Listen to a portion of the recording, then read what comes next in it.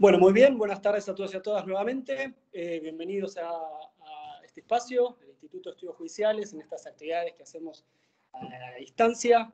Esta tarde tenemos esta charla que se ha titulado Algunos enfoques procesales en los juicios de daños y perjuicios. Va a estar a cargo del doctor Leonardo Luel y ha sido organizada por el Instituto a través de su Consejo Departamental de Trenquelauquen. Así que justamente en representación del Consejo Departamental, vamos a primero escuchar a la doctora María del Valle de Quintana. Buenas tardes a todas y a todos. Bueno, hoy tenemos el honor de contar con el profesor Leonardo Luel. Voy a hacer unas menciones de su extenso currículum académico. Es abogado, egresado de la Facultad de Derecho de la Universidad de Buenos Aires.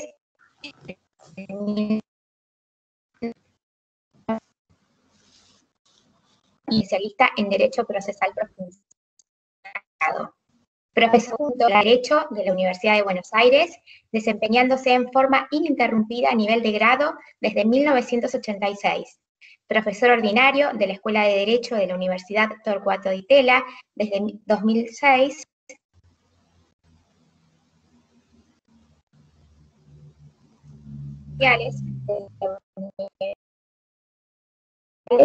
Desde 2011. Profesor invitado en cursos de posgrado de la Facultad de Derecho de la Universidad de Buenos Aires en las carreras de especialización de Derecho Procesal y especialización en Administración de Justicia de la Facultad de Derecho, Ciencias Políticas y Sociales de la Universidad de Molón. En la carrera de la especialización en Función Judicial de la Escuela de Abogados del Estado y de otras universidades e instituciones.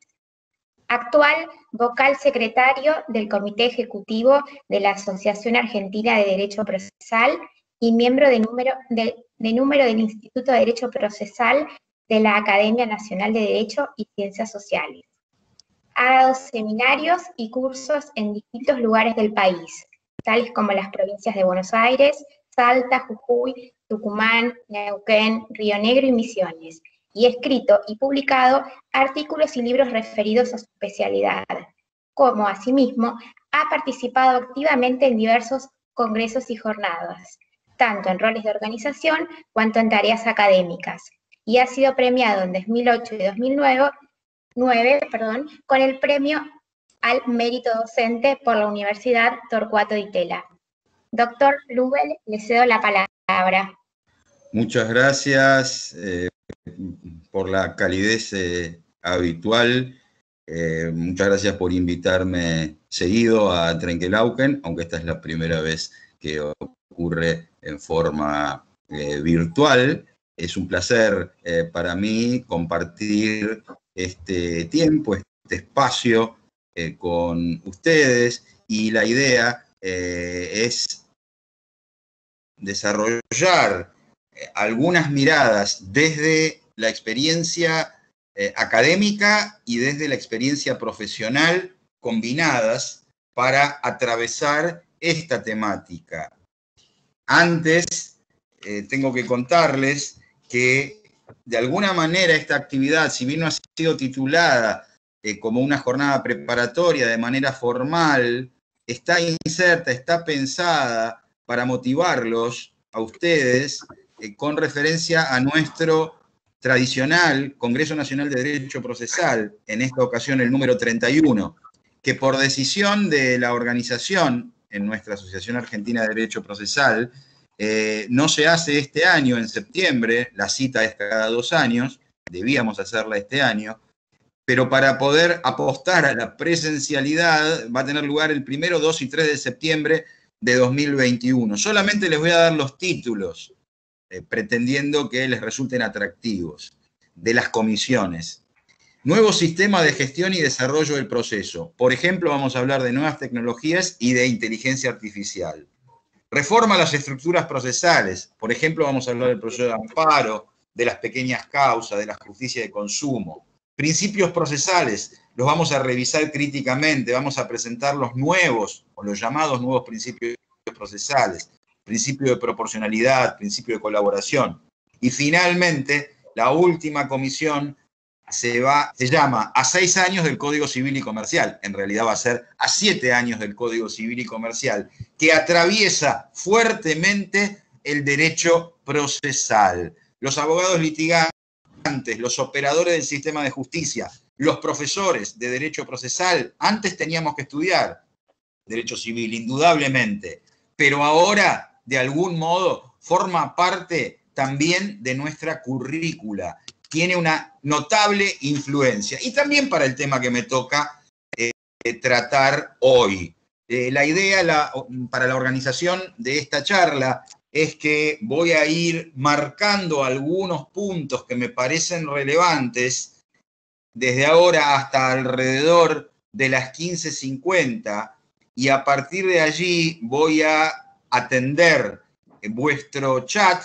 Pueden, si quieren, ir enviando observaciones, interrogantes, comentarios, que yo voy a seleccionar en esos minutitos que nos van a quedar para cumplir con el horario asignado y terminar a las 16.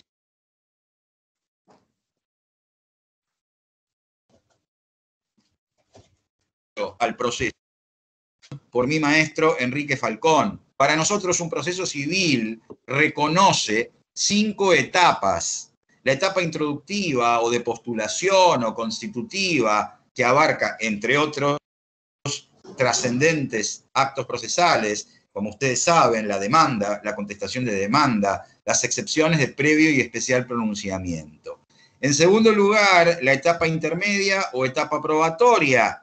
En la primera, no solo introducimos los hechos y las pretensiones, sino también, salvo en el proceso ordinario en la provincia de Buenos Aires, desde ese momento ofrecemos los medios de prueba. Así que hay una actividad probatoria en el arranque. Pero luego en la etapa probatoria, salvo que se trate de una causa de puro derecho, vamos a dedicarnos a la producción de la mano del tipo sistema dispositivo. Hay una fuerte actividad de las partes. En cambio, en la etapa conclusional, el rol estelar es la sentencia definitiva de primera instancia, que nos lleva de la mano a instancia de parte a la etapa impugnativa o recursiva, a los fines de determinar o de agotar los medios de impugnación posibles contra esa sentencia definitiva. Dije como regla la instancia de parte, porque como ustedes saben, tenemos regulada la aclaratoria de oficio,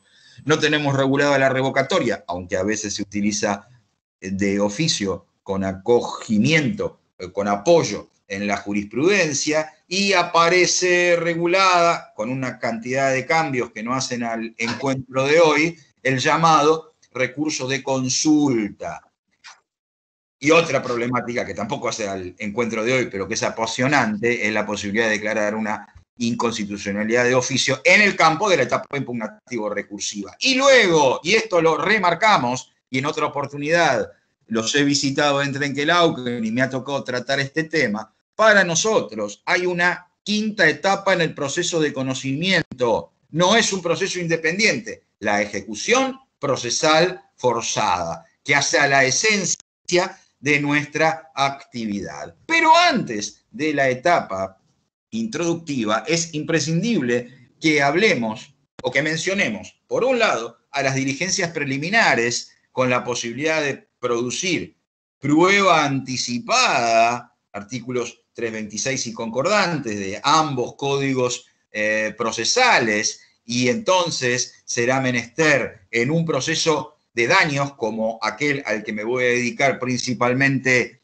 hoy, si es uno de los que vulgarmente llamamos de chapa y pintura, entonces podrá ser necesario realizar anticipadamente la pericia mecánica, puesto que, por ejemplo, la idea del actor es vender el vehículo y podremos tener como prueba documental fotografías u otros medios de prueba, pero es un medio de prueba admisible y conducente la prueba pericial, y entonces si se justifica la, comillas, urgencia, vamos a producir esta prueba en esta instancia, en este momento. Podrá ser necesario producir anticipadamente una prueba informativa porque los registros pueden llegar a ser destruidos. No aparece tanto en los procesos de daños vinculados con siniestros viales, la temática de la prueba pericial informática anticipada, la temática del secuestro de disco rígido, por ejemplo. Pero sí hay otros procesos de daños que no derivan de siniestros viales,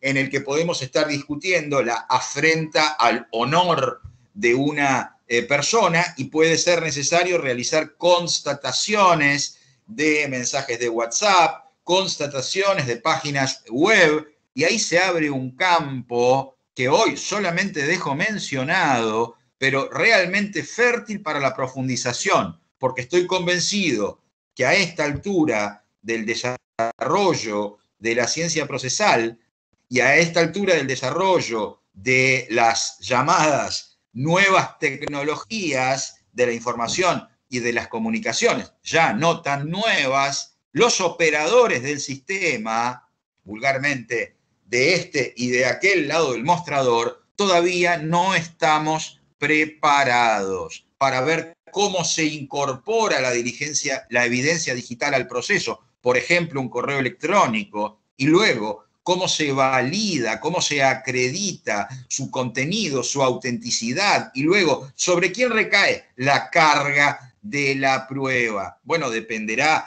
¿Se trata de un correo electrónico? ¿Tiene firma digital? ¿Tiene firma electrónica? ¿Es un correo electrónico sin firma? ¿O hablamos de mensajería instantánea? ¿Hablamos de mensajería de WhatsApp? Es un campo para trabajar.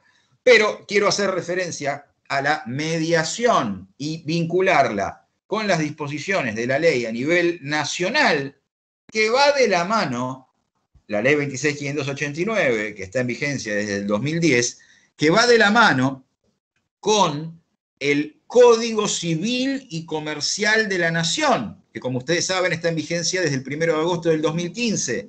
¿Cuál es el efecto de la iniciación de la mediación? El efecto es que se suspende en esta normativa. Se suspende. Y se suspende por el tiempo que dura la mediación, más 20 días desde el cierre. Hay coherencia, afortunadamente, entre la ley nacional y el Código Civil y Comercial. Se plantea alguna cuestión, y lo que pretendo solamente es una alerta para ustedes sobre la problemática, que ya tiene varios años y ya tiene desarrollo jurisprudencial, tiene que ver con la ley provincial, con la 13951, que remitía al Código Civil, al 3986. Claramente se suspende la prescripción.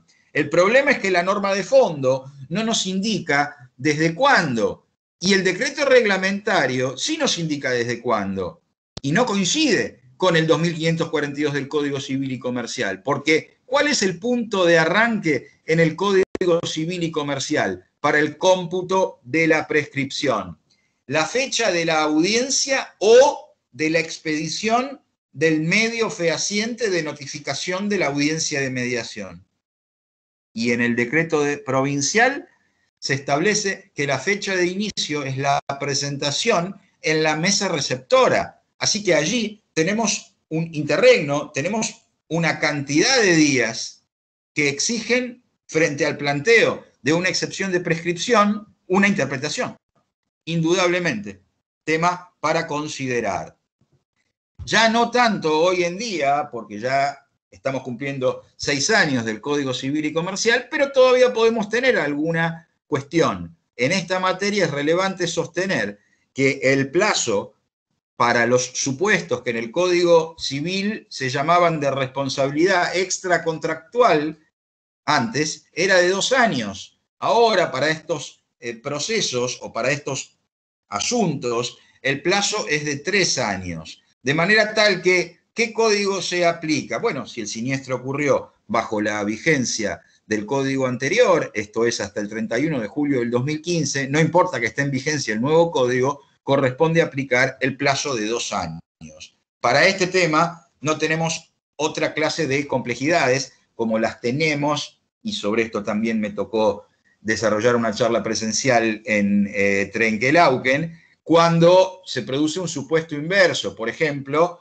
la responsabilidad contractual antes 10 años y ahora el plazo genérico de 5 años, o para las temáticas de honorarios, pero eso excede el cometido de la charla de hoy. Además de suspender la iniciación de la mediación suspende la prescripción. Hay que advertir que hoy en día ya no tenemos la suspensión de la prescripción por vía de querella del proceso penal. Como ustedes saben, delito de lesiones o delito de homicidio, por ejemplo, derivado de un siniestro vial, genera procesos a nivel penal, o es susceptible de generar procesos a nivel penal y a nivel civil. En el régimen anterior, si el damnificado promovía la querella, ello suspendía la prescripción, como en este fallo que estoy compartiendo en la pantalla.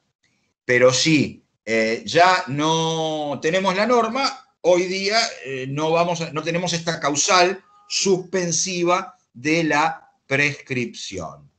Es muy importante la influencia para el tema que abordo hoy del derecho comercial, del derecho de seguros, particularmente de la ley de seguros, de la ley 17.418. El primer punto para estudiar y que genera pronunciamientos contradictorios responde a la temática de la competencia. ¿Cuál es el órgano jurisdiccional competente en un proceso de daños? Nos vamos a guiar por el artículo 5 del Código Procesal, por el inciso cuarto, y en este aspecto, como ustedes saben, las pautas a considerar son el domicilio del demandado o el lugar del hecho. ¿Qué nos agrega el artículo 118 de la Ley de Seguros? La posibilidad de iniciar la demanda ante el domicilio del asegurador. Domicilio que será un domicilio legal, porque las aseguradoras se organizan bajo la forma de sociedades anónimas o eventualmente de cooperativas. Un dato no muy difundido, no muy conocido, que ha remarcado el profesor Héctor Leguizamón, amigo del derecho procesal, mi amigo del derecho procesal, y aprovecho sin ningún pedido de él para decirles que una obra que combina perfectamente el derecho procesal con los procesos de daños es de él. Se llama Derecho Procesal de los Accidentes de Tránsito. Y allí se profundizan los temas que yo trato hoy y muchos otros. Y él nos marca el artículo 2656 del Código Civil y Comercial, que está presentado en la regulación de los temas de derecho internacional privado, pero dice que agrega una opción referida al lugar. Si el lugar donde el hecho ilícito, donde el siniestro produce efectos, fuera la República Argentina, fuera la ciudad de Buenos Aires, por ejemplo, estaría habilitada la competencia, aunque el hecho hubiera ocurrido fuera de la República Argentina. No he visto otros doctrinarios que profundicen el tema, ni tampoco algún fallo sobre el particular. Pero me parece interesante que se pueda considerar, que se pueda analizar esta tesis. Ahora, la otra problemática se da fundamentalmente en los casos de las pocas aseguradoras que no tienen su domicilio legal en el ámbito de la ciudad de Buenos Aires. La mayoría las tienen en el ámbito de la ciudad de Buenos Aires. Entonces el litigante opta por el lugar donde ocurrió el hecho, por el domicilio de cualquiera de los demandados o por el domicilio del asegurador. Y no tenemos grandes dificultades. Pero, en aquellos casos, por ejemplo, Federación Patronal, que tiene domicilio legal en la ciudad de La Plata, provincia de Buenos Aires, la segunda, que tiene domicilio en Rosario, provincia de Santa Fe, o Sancor, Cooperativa de Seguros, que tiene domicilio en Sunchales, provincia de Santa Fe, ¿qué ocurre cuando el hecho se desarrolla en Mendoza? El lugar, el domicilio del demandado es Mendoza. El actor estaba circulando por esa provincia de paseo por razones turísticas. Y la aseguradora fuera Federación Patronal con domicilio en la provincia de Buenos Aires. La pregunta es, ¿puedo litigar en el ámbito de la ciudad de Buenos Aires? ¿Por qué? Porque la aseguradora tiene una agencia o sucursal. Esta es una distinción que se empezó a hacer hace, diría, no más de 15 o 20 años. Antes no se discutía, se admitía el proceso en base a ese domicilio de la agencia o sucursal. A partir de ese momento, la jurisprudencia empezó a variar, por ejemplo, en la ciudad de Buenos Aires, a partir de la convicción de los jueces del fuero, que advertían que el 99% de los siniestros viales de todo el país venía a tramitar la ciudad de Buenos Aires. Y entonces apareció una jurisprudencia para limitar, como la que les estoy mostrando en la pantalla, vinculándolo con el principio de inmediación. Entonces, otro punto sobre el cual les marco un alerta. En ningún caso será el domicilio del actor, aunque como ustedes saben hay temáticas donde se empieza a abrir la posibilidad de litigar en el domicilio del actor. Ocurre, por ejemplo, en materia de accidentes o enfermedades de trabajo, con la ley 27348, en el procedimiento ante las comisiones médicas, y hoy, bueno, hay algún caso en el divorcio, y hoy leía un fallo que lo remarcaba en materia de una pensión alimentaria promovida por una conviviente contra su conviviente, 718, 719 del Código Civil y Comercial, porque se admite la competencia del órgano jurisdiccional que corresponde al domicilio del beneficiario, es decir, del actor. Es clave comprender en la temática que nos ocupa el instituto de la citación en garantía, que tiene o que nace a partir de la idea del seguro de responsabilidad civil. ¿De qué se trata? Contrato con una compañía de seguros y lo instrumento a través de una póliza la cobertura del riesgo de responsabilidad civil, a través de la cual el asegurador se obliga, como muestro aquí en la pantalla, a mantener indemne al asegurado por cuanto éste le deba a un tercero. El riesgo cubierto es la responsabilidad civil. El siniestro, ocurre el accidente de tránsito y el asegurado provoca lesiones graves. Entonces, ¿cómo llega el asegurador al proceso civil? Existen dos vías de acceso. ¿Puede el actor denunciar la existencia de la relación contractual entre asegurado y asegurador si obtuvo esta información, obviamente en el momento del siniestro o eventualmente en el marco de la mediación previa y obligatoria, y entonces directamente lo denuncia en la demanda, como si fuera un demandado? ¿Es técnicamente un demandado o un codemandado, un litis consorte pasivo? Bueno, estrictamente no lo es. Y entonces, ¿es un tercero en el régimen de los artículos 94, 96 y concordantes del Código Procesal? Bueno, estrictamente, aunque más de una vez hay confusiones, tampoco lo es. ¿Por qué? Porque tiene una categoría especial, una naturaleza jurídica especial en base a esta norma. Y el detalle fundamental para decir que no es un tercero, y esto es más importante con la redacción del artículo 96 de la provincia de Buenos Aires que con el de la Nacional, porque el artículo 96 del Código Procesal Civil y Comercial de la Nación fue reformado con la ley 25488 en 2002. ¿Cuál es el punto? ¿Qué dice el 96 de la provincia y decía antes en la Nación? La sentencia definitiva lo afectará al tercero como a los litigantes principales.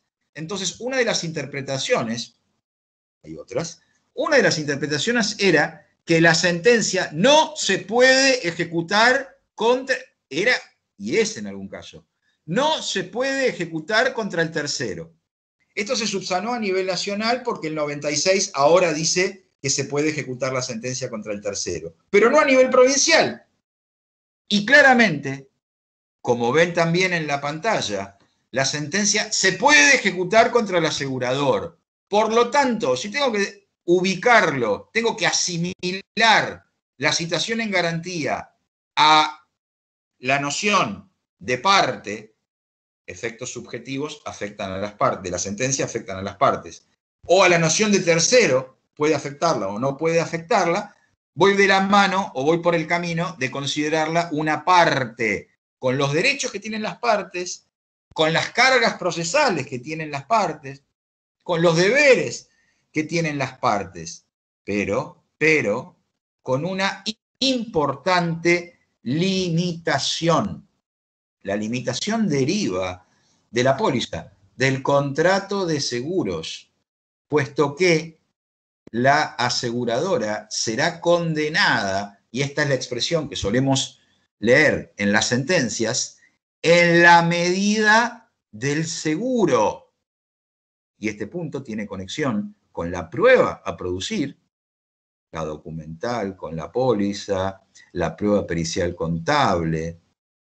Debemos estar atentos a la producción de ese medio de prueba. Y la aseguradora, les decía, puede llegar desde la demanda, desde la denuncia de su participación o de que debe participar en el proceso en la demanda, pero si no la cita el actor, puede citarla el demandado.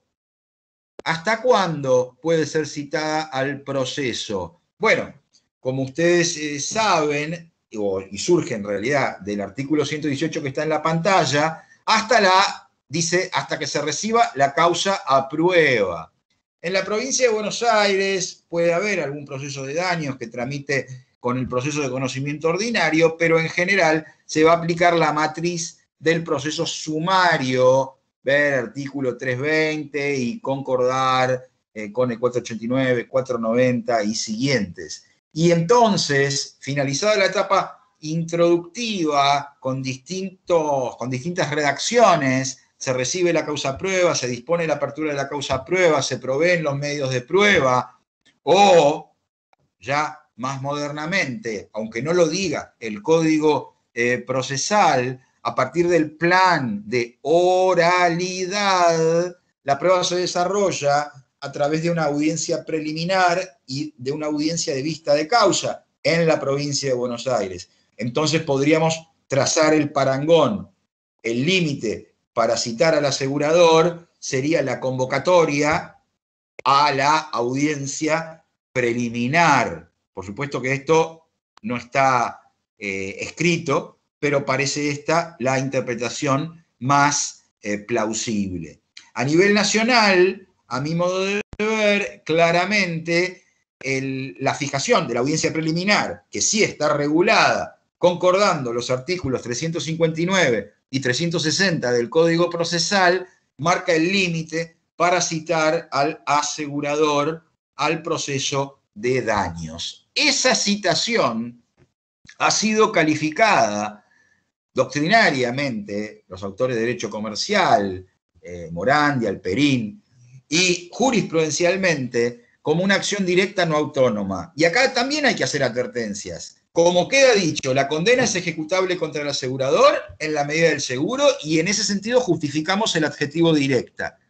Pero es no autónoma. Atención, como litigante, si tengo grandes dificultades para notificar, como vulgarmente decimos, el traslado de la demanda al demandado, que es el asegurado, que es el propietario del rodado embistente, ¿puedo desistir del proceso respecto de él o desistir del proceso y desistir del derecho respecto de él para evitarme todas estas notificaciones complejas en tiempos normales, más complejas en los tiempos que corren, bajo responsabilidad de la parte actora, con informes a los distintos juzgados electorales, al Registro Nacional de las Personas, etcétera, a través de medidas preparatorias, y litigo solo contra el asegurador, porque además ¿Podría ser insolvente el asegurado y me interesa el solvente, que es el asegurador? La respuesta es no.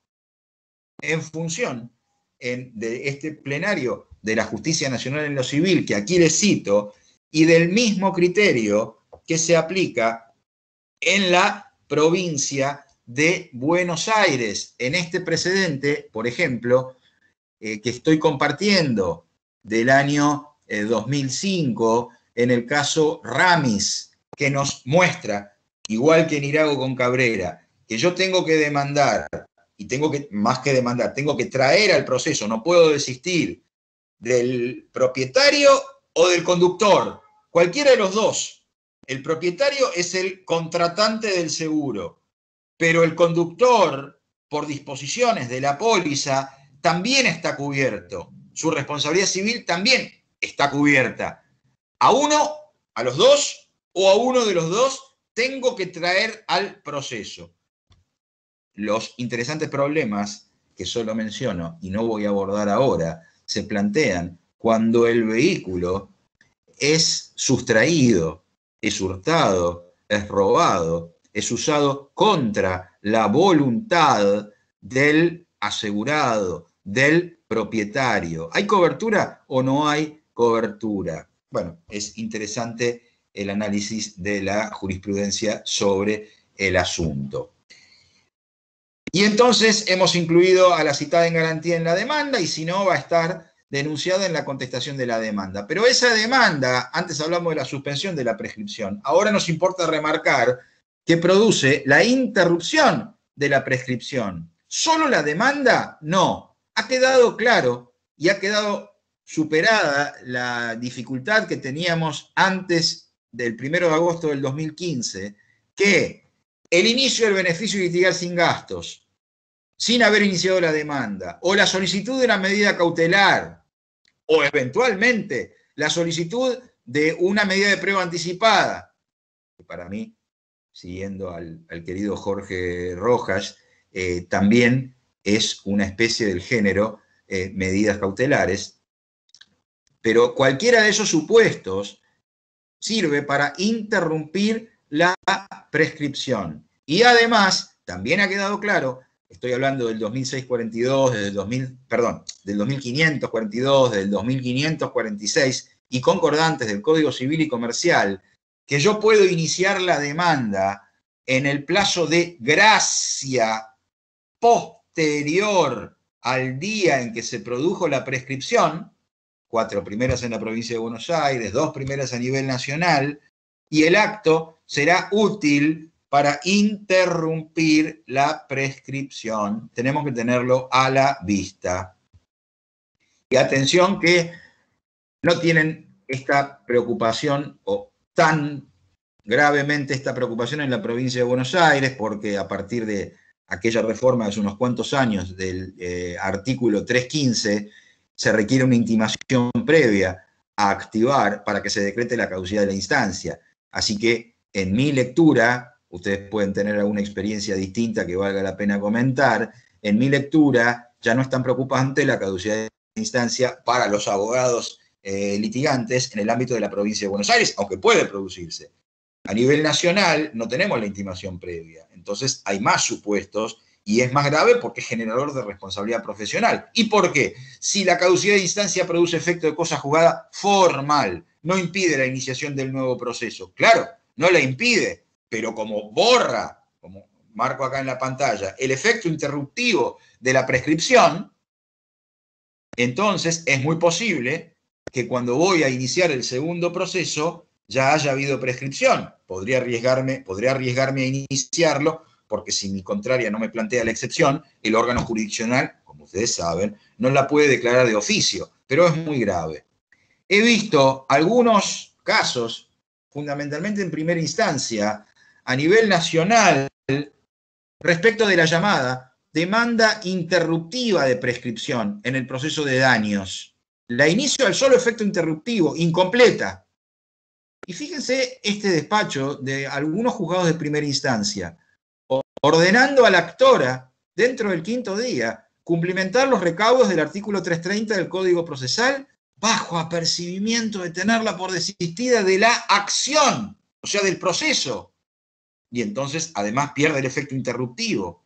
Sin embargo, como ven acá, la Cámara de Apelaciones, a mi modo de leer las cosas, puso el asunto en su lugar, porque este criterio no está previsto. Se aparta del ordenamiento procesal e introduce una sanción no tratada en el ordenamiento procesal. Yo la puedo iniciar y hasta que obtengo los datos la puedo dejar allí. Lo único que habrá que ver es que si cuando se incorpora mi contraria al proceso y encuentra un lapso de inactividad o de falta de actos impulsorios, no puede, especialmente a nivel nacional, plantearme la caducidad de instancia interpretando los artículos 311 y 315. Allí sí hay una alerta, pero iniciarla y no activarla sin el órgano jurisdiccional, en mi lectura, no podría despachar como se despachó en estos casos en primera instancia.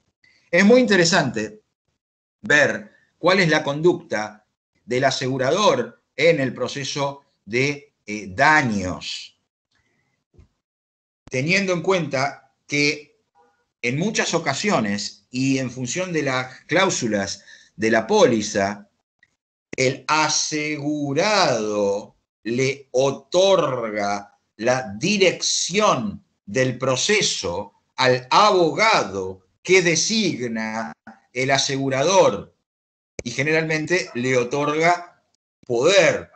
Por lo tanto, en la figura del mismo abogado, me tocó cumplir este rol por unos 20 o 25 años.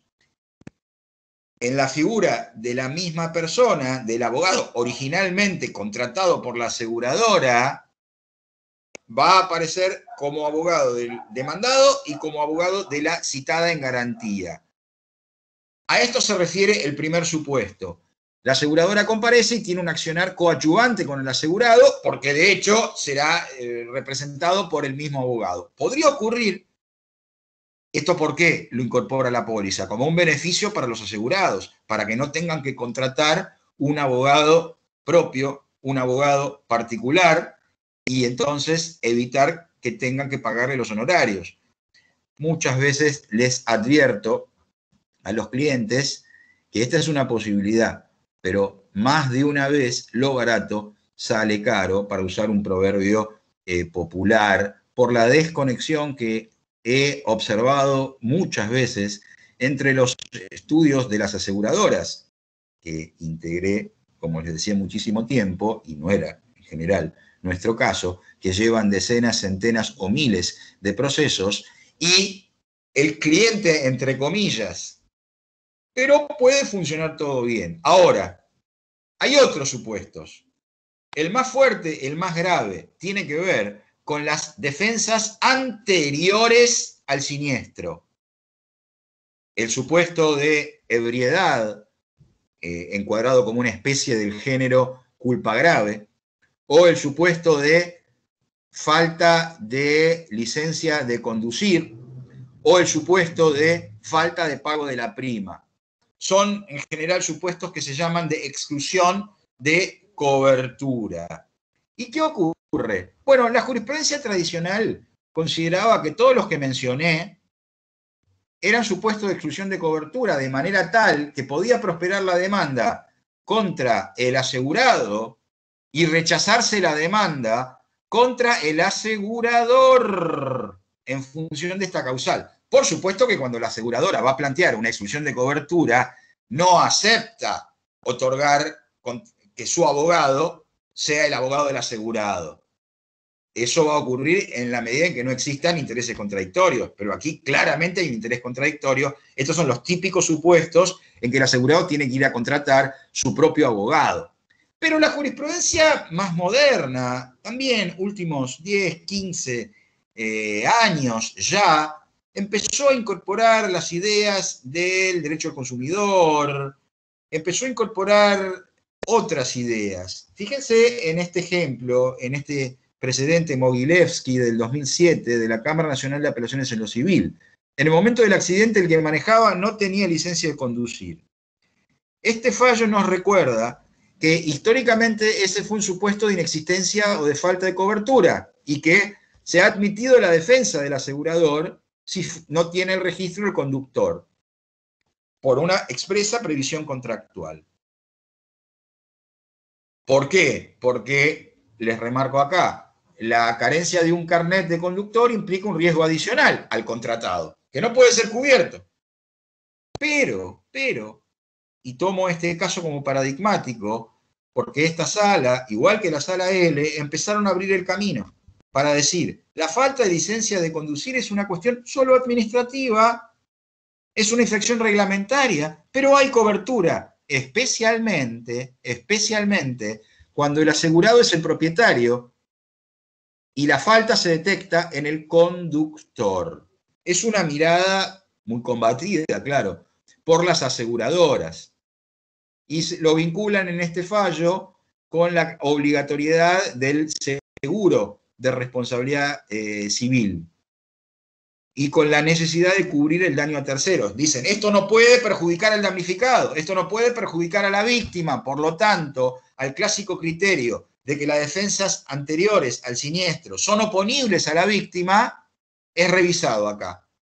Y se sostiene, no es oponible a la víctima, es una cuestión interna entre asegurado y asegurador. Hipotéticamente, si el asegurador fuera condenado, tendría una acción de regreso en los términos del artículo 80 de la Ley de Seguros contra su asegurado. Este otro supuesto es mucho más claro, en los términos del artículo 31 de la Ley de Seguros. La falta de pago de la prima al momento del siniestro habilita que el asegurador no cubra. Y atención, que si pago después, si pago tardíamente, la cobertura se restablece hacia adelante, no hacia atrás. Es decir, que el siniestro podría no estar cubierto, aunque con posterioridad yo hubiese pagado la prima correspondiente a ese periodo. Como consecuencia de que la dirección del proceso se le otorga, en muchos casos, por parte del asegurado, al letrado designado por el asegurador, ¿qué nos ocurrió? Y digo nos porque así fue en nuestro estudio, teníamos unas 12 compañías de seguro, clientes en el estudio, de las cuales 10 en la década del 90 fueron objeto del procedimiento de liquidación de aseguradoras, ley 20091, combinada con la ley de concursos y quiebras 24522. Entonces resulta que yo tenía regulaciones de honorarios por mi trabajo por el asegurado, que no, yo no era el abogado genuino del asegurado, pero formalmente era su letrado apoderado. ¿Tengo derecho a reclamarle o no? Bueno, hubo jurisprudencia contradictoria, y acá cito algunos de los precedentes.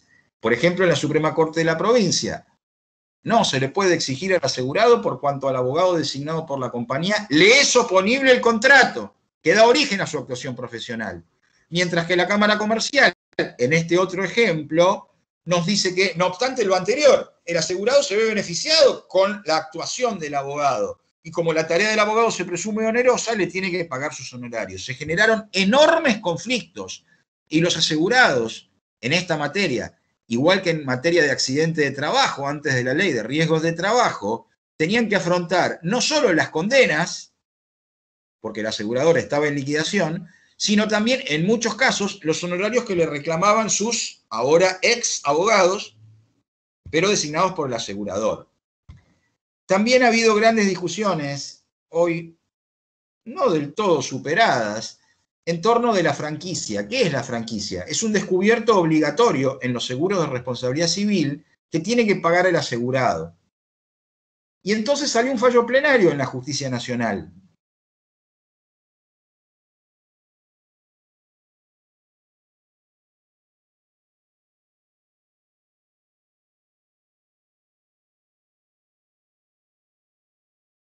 Plenaria, a partir de precedentes contradictorios de la propia Cámara Civil. ¿Y saben lo que ocurrió? Estos mismos casos llegaron a la Corte Suprema de Justicia de la Nación. Ustedes saben que la jurisprudencia plenaria, que nace con motivo a nivel nacional de un recurso de inaplicabilidad de la ley, que es distinto del recurso extraordinario por inaplicabilidad de ley de la provincia de Buenos Aires, dispara sus efectos, sienta doctrina obligatoria. Pero el caso llegó a la Corte Suprema, y la Corte Suprema, como ustedes ven en la pantalla, resolvió exactamente lo contrario. La franquicia es oponible a la víctima. Así que si ustedes quieren, por el efecto ejemplificador, si me permiten, que tiene la jurisprudencia de la Corte Suprema, habría que, o se ha seguido, mejor dicho, la línea de este fallo. El problema es que estaba en pugna con un fallo plenario, y esto generó grandes ruidos en la jurisprudencia a nivel nacional. La provincia de Buenos Aires ha seguido este mismo criterio, sosteniendo la oponibilidad de la franquicia al asegurado. Tengo, bueno, como ven en esta frase final. Y voy a terminar este pequeño recorrido antes de darles la palabra, o más que la palabra, antes de ir a ver el chat. Si no hubiera inquietudes de ustedes, que no estoy viendo hasta ahora, porque no tengo abierto el chat, voy a completar algunas ideas. Pero atención, esto para el ejercicio profesional y también a tener en cuenta para la vida personal, los consejos que tomo de la experiencia que he vivido. En función de las pautas de la ley de seguros y del modelo de pólizas aprobados por la Superintendencia de Seguros de la Nación, hay un deber de parte del asegurado que consiste en poner en conocimiento, hoy, claro, por vías modernas de comunicación, antes era un llevar la demanda en sentido físico, la cédula de traslado de la demanda al asegurador dentro del plazo de 24 horas. Si no lo cumplo, estoy incumpliendo el contrato de seguros, aunque esta es una defensa posterior al siniestro, como no denunciar el siniestro, no oponible a la víctima, pero defensa al fin. Claro que hoy en día también esto se ve facilitado porque ya hay un contacto entre el asegurador y el asegurado con motivo de la mediación. Tomar contacto con el estudio, cuando llega la cédula de deposiciones al domicilio denunciado, avisar al estudio y avisar especialmente si se muda, si cambia de teléfono, si cambia de correo electrónico. Y al letrado, cuidado con el uso del artículo 48, con una regulación algo distinta a nivel nacional, 40 días hábiles para, una vez que invoqué la calidad de gestor procesal, acreditar mi personería con un escrito o con ratificando la gestión o con el poder, y tomar bien los datos del asegurado para luego contactarlo para la audiencia de absolución de posiciones y para poder prepararlo. Voy a dejar de compartir, me voy a reencontrar con ustedes y voy a ir a revisar el chat por primera vez. He hablado sin parar, cosa que no es lo ideal desde el punto de vista pedagógico, pero quería aprovechar lo mejor posible el tiempo. La falta de pago de la prima, pregunta Marcela, ¿es causal de exclusión? ¿Es el incumplimiento del artículo 31 de la Ley de Seguro? Funciona como una suerte de causal de exclusión. Esto es, no corresponde que cubra, porque el contrato quedó, se dice, hay suspensión de la cobertura. Ese es el instituto específico en el derecho de seguros. No es exclusión, como en el caso de la culpa grave, pero el efecto es el mismo. Bien, voy para atrás, veo que salteé algunas. La citada en garantía puede ser declarada rebelde, interesante pregunta, que tiene que ver con el análisis que hicimos sobre el rol. Si consideramos que es parte, la puedo declarar rebelde, 59 y siguiente del Código Procesal. Si consideramos que es tercero, no podría técnicamente declararla rebelde. A mi modo de ver, pues considero que es parte, la puedo declarar rebelde. De todas maneras, sea que la declare rebelde, sea que no cumpla con contestar el traslado de la citación en garantía, no cumpla con esa carga procesal, los efectos, si bien no van a ser iguales, van a ser parecidos. se va a aplicar el 356, inciso primero nacional, 354, inciso primero de la provincia de Buenos Aires. El juez podrá tener por cierta la versión de los hechos contenida en la demanda. Voy a tener posibilidad de pedir medidas cautelares. Hay alguna diferencia, alguna leve diferencia en materia de notificaciones. Ante la incontestación de demanda por parte del accionado, o sea, del asegurado. Si su aseguradora citada contesta la citación, ¿se puede trabar embargo preventivo contra el demandado? Interesante, interesante.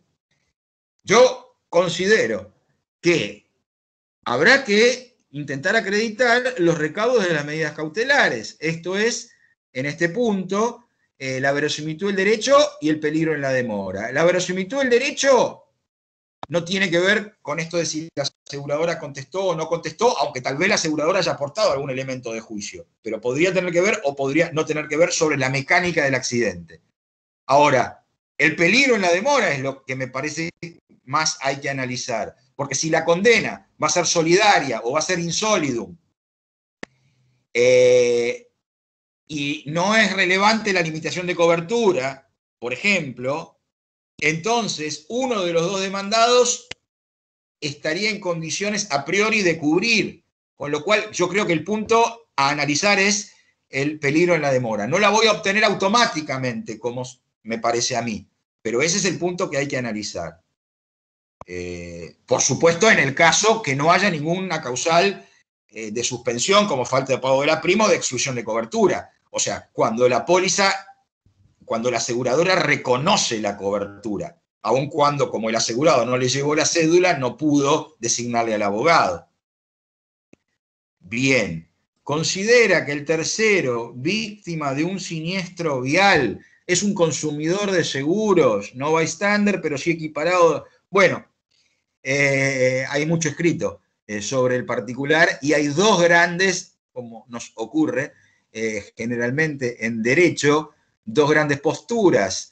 La de una cantidad de autores recogida en parte de la jurisprudencia que asimila absolutamente al asegurado y lo vincula con la Ley de Defensa del Consumidor, y la postura de doctrina y de jurisprudencia alineada con las compañías de seguros que no lo consideran tan así. A mí me cuesta asumir estos cambios por la época de las cavernas de la que vengo en el derecho, pre-desarrollo del derecho del consumidor y mucho antes de la aplicación del derecho del consumidor en materia de seguros, pero de a poco me van convenciendo, sin tiempo ahora para profundizar. Sí, creo que las suben a YouTube estas charlas por parte del instituto, porque nos piden la autorización expresa, así que habitualmente las suben a YouTube. Bueno, estas fueron las inquietudes que he visto. No sé, María, si vos querés hacer algún comentario, si no, yo voy a agregar... No, está bien, doctor. Muchísimas gracias a todos, por favor. Y a todas. Voy a agregar un puntito, entonces. Bueno, acá tengo una pregunta, quiero ser prolijo y si puedo contestarla. En caso en que la acreditada culpa grave, grado de alcohol en sangre por encima del permitido, sea del conductor y no del asegurado. Bueno, como el fallo que yo les compartía a propósito de la licencia de conducir, vas a encontrar jurisprudencia que hace esa misma diferenciación en materia de culpa grave. Es decir, que ya Mustafa, ese fallo que tiene ahora casi 40 años, no es la única respuesta. Hay otras respuestas. A partir de las mismas justificaciones del fallo Mogilevsky que les compartí. Y voy a usar 2 minutos más solo para alertarlos sobre una problemática en el caso del asegurado que contesta demanda y del asegurador que contesta citación en garantía. En principio, con el mismo abogado o con otro abogado. Solamente compartir el problema con ustedes que no está resuelto uniformemente en el país. El asegurado no apela a la sentencia condenatoria.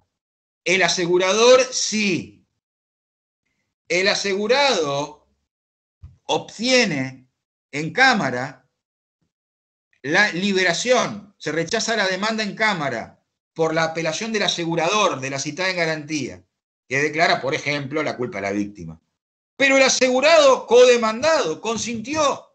En muchos casos esto se plantea porque el abogado no copia y pega, nos ha pasado, a muchos les pasa, copia y pega en el encabezamiento, y en vez de por la demandada y la citada en garantía, la interposición la hace solo por la citada en garantía.